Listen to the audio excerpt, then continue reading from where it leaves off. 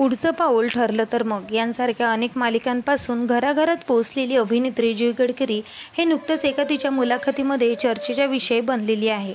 कारण अभिनेत्री जुई गडकरी हिला तिच्या मालिकेतून तडकाफडकी काढण्यात आले समजले। पाहूयात काय आहे सविस्तर माहिती। नुकतंच एका मुलाखतीमध्ये जुईने तिच्या स्ट्रगलिंग काळाबद्दल एक किस्सा सांगितलेला आहे। जुई म्हणाली की मला शूटिंगसाठी आर्य कॉलनीला जायला लागायचं। त्यासाठी मी सकाळी 4ची लोकल पकडून निघायचे। मग एके दिवशी पावसाळा असल्यामुळे सर्वीकडे लाईट खंडित झालेली, त्यामुळे माझ्या फोनची चार्जिंग ही खूपच लो झालेली। त्यामुळे मला सकाळचा कॉल टाईम हा कितीचा होता हे माहीतच नाही। त्यानंतर 3 वाजता लाईट आली तेव्हा मला समजलं की माझा कॉल टाईम हा 6:30चा आहे। 6:30ला शूटिंगला जाण्यासाठी मी 4ला लोकल पकडून निघाले। त्यानंतर मी वेळेतला पोहोचले, परंतु माझा सीन लागला नाही। पहिला ब्रेक झाला, दुसराही ब्रेक झाला, संध्याकाळचा नाश्ता झाला, तरीसुद्धा सीन लागतच नव्हता। रात्रीचे 11 वाजले तरीसुद्धा सीन लागला नाही। त्यानंतर मी प्रोडक्शनला प्रश्न विचारला की माझा सीन अजून का लागला नाही।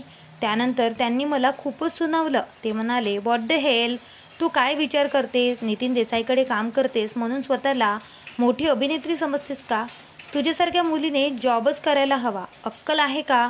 कोणत्या फील्डमध्ये आहेस?